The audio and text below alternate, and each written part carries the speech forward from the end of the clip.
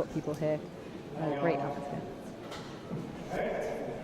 Well, we know that this has all been about Olympic qualification and then about qualifying for teams.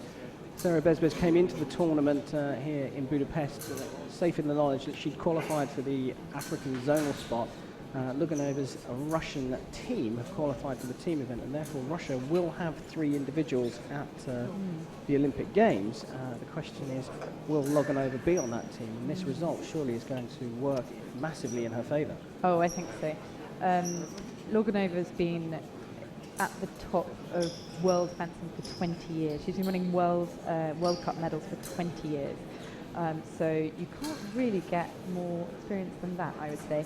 And the fact that she's winning just as many medals in her 30s as in her 20s makes me think she's pretty much a dead set for the team for the Olympics. But, you know, you never know. I don't know what the Russian selection criteria is. No, I don't think any of us do at the moment. As you're saying, LOGUNOVA's been winning medals for years. She actually got a bronze medal here last year, and she picked up a bronze at the last Grand Prix in Doha back in December. So she's still no stranger to those medals. World Cup silver medal for BESBES, and she's also the African champion, but perhaps quite telling was that she picked up the bronze medal at the Moscow World Championships last year. And that was maybe a touch of a surprise, but she's really built on that in terms of Olympic qualification, and she's looking pretty strong. But like you say, the change in styles, a lefty against a righty yet again. Yeah, we're not seeing something wrong with the scoring equipment, it looks like. There's a conversation going on down on the field of play with the referee and I think the production team. As usual, in the first period, you're not seeing a lot of commitment, and the fences are just sounding each other out. Well, for those of you new to for those of you new to épée fencing, it's the easiest to understand of the 3 swords. It is a point weapon, which means the fencers have got to hit their opponents with their sword, the tip of their sword, and the whole body is target, right away from the top of the head to the tips of the toes. And it's literally first person to hit, first one to draw blood, if you like, so it's like a real duel. And it's the only weapon where both fencers can score at the same time. And that's called a double, and we just saw that to take the score from 1-1 to 2-2. Yeah, so LOGUNOVA, the Russian, did a place at Sarah BESBES, and BESBES did a counter-attack within the 20th of a second of each other, so they both got a hit. So it's effectively the same as drawing blood at the same time. Exactly, that's what it's based on. And yes, another.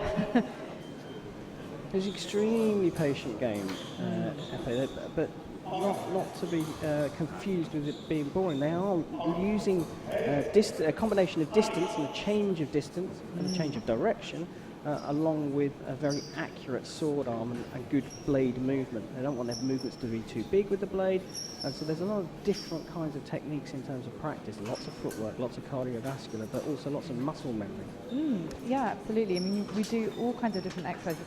I sometimes do training with BESBES in Paris, and we do work on the ladder, lots of agility work, technical, tactical work, scenario practice. There's all kinds of, I mean, it's a sport where there's really no aspect of physical fitness or mental fitness that isn't rehearsed.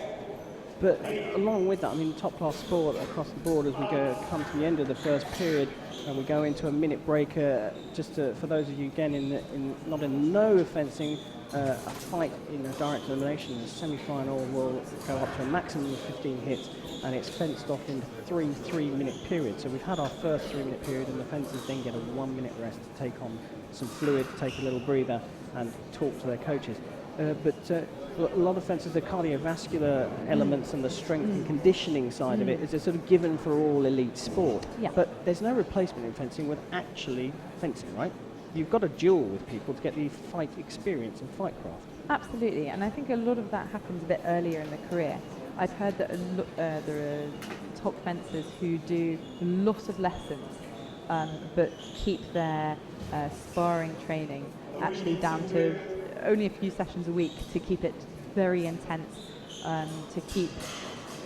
They need to keep having the feeling of fencing and real bounce, but they don't want to just do high volume fencing. They want it to keep it quality. Well, so the fitness and the footwork is incredibly important, but fight craft and experience, as you mentioned at the top of this semi-final, also play a key role. Sarah BESBES hooking up her mask to the electronic scoring system, the wireless system. So you'll notice if you've watched fencing before, fencers used to have wires trailing out the back of them to an apparatus that links them up to the scoring system. Well, now it's all done by wire, a fly-by-wire system, a wireless system. I think BESBES is trying to lure a counter-attack out of LOGUNOVA with that pretend attack, I think, really, to the leg. We saw earlier on showing the hit underneath it, looking for the hit underneath the arm and then dropping down to the body, and that time it worked out well. Well, that time, seeing as she wasn't getting the reaction, she just continued. Yeah. She's not going to get the stop hit. Why not go for the hit? And we saw that on the beautiful slow motion replay that you get here tonight of Hungarian TV covering this competition. In fact, it's live on Hungarian TV. I don't think they're picking up your commentary. I'm not sure I can understand. Well, BESBES has opened out a very small lead, and there you see a beautiful picture of the pommeling, a straight grip that the Tunisian is using to give a bit of extra length to the reach of her weapon. Yes, so you can see the slow-mo replay there.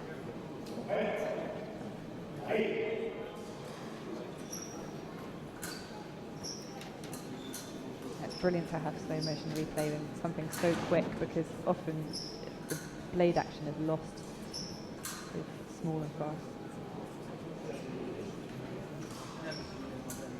They take their fencing seriously here in Hungary, and especially their epee. They've got a massive lighting rig and cameras all around the place. So this is a big event.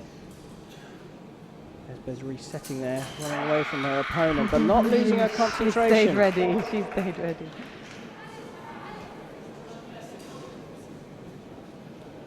Superb stuff from the Tunisian. I think LOGUNOVA doesn't want to counter-attack when she's being lured into it. She wants to do it on her. She wants to attack on her own terms. But BESBES is ready. Yeah, taking the initiative is the big thing, isn't it? They want to. They want to be in control. You don't want to get trapped, right? Exactly. There we go. She gave her the counter-attack that time.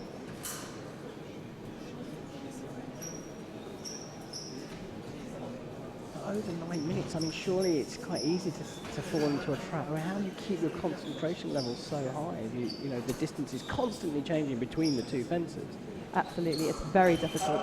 I think it's the concentration element, as you say, is one of the sort of underrated skills of these champions, to be able to keep it going the whole fight. And I think, as we saw with BESBES earlier, she sort of came out of the distance, shook her legs a little bit, and sometimes you need to regroup because it's so hard to stay that focused for that long. Well, we just saw from the replay that it looked like BESBES was prepared to change her tactics and not push and draw the counter-attack, step back and try and draw the attack from the Russian, and she was then ready to land her own counter-attack. And you saw a brilliant slow-mo back there.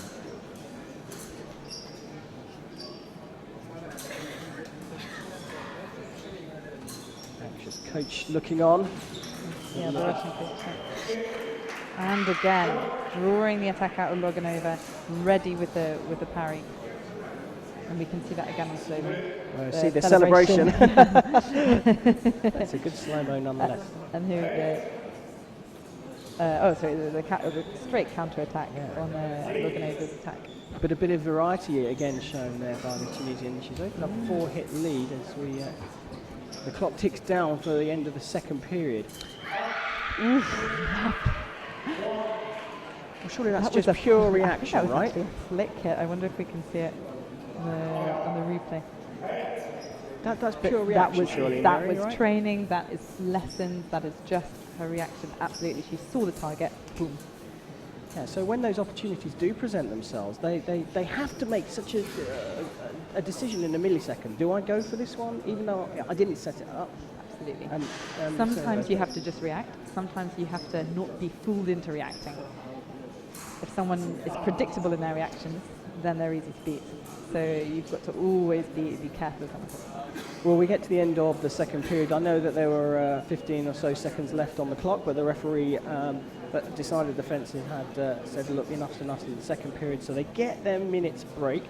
And now we see BESBES talking to her coach. What's he going to be saying to her Georges right now? Caron, yeah, who works with her in Paris as well. I think he'll be warning her that she's going to change tactic. You must never, rule LOGUNOVA out of a fight. So I think we're going to see something different in this third period coming up.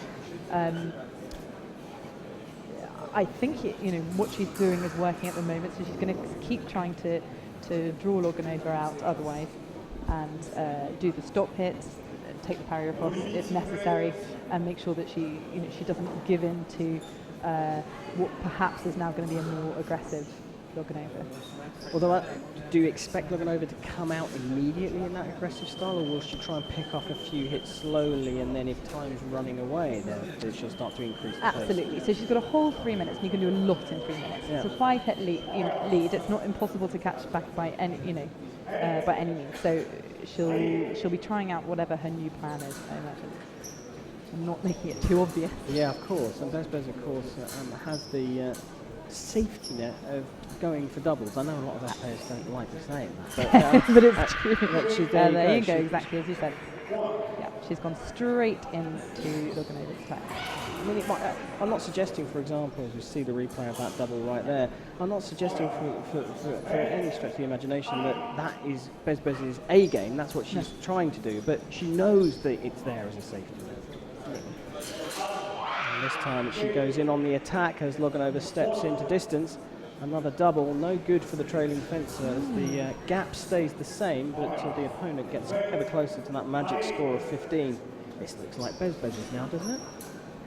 It does. I'm intrigued to see what LOGUNOVA does now. Trying to get the blade. Oh, just stepped into distance too fast, too quick, too close, and BESBES was ready for that. She's closing the distance so much faster. We can see here on the slow motion. Big step in without the follow-up lunge or flesh. Yeah, absolutely. There's a pause, and while she's trying to take the blade, and BESBES is going to go for the high hit. Great reaction and taking the opportunity when it came. Looking for the mistake from her opponent. Absolutely. I think you really have to stay aggressive at this point. You cannot sit back and wait for them to come and just hope to stick your arm out. You have to stay aggressive, go into the attacks. Don't take anything for granted, which is what BESBES is doing.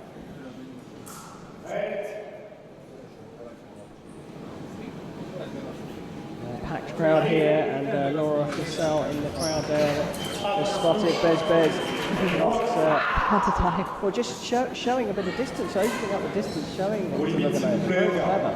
She did a feint, she got the parry reaction, went round and did it. Very nice.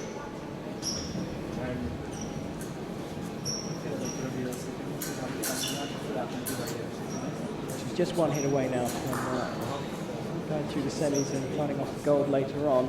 It's been a good day for Tatiana LOGUNOVA, but I think it may well be coming to an end very shortly. She doesn't have any idea. She knows she needs to blade, but well, in the end, not going to get it. Yeah, in the end, the Russian went chasing after it, got caught out a few times, and then, as Mary said, ran out of ideas, and Sarah BESBES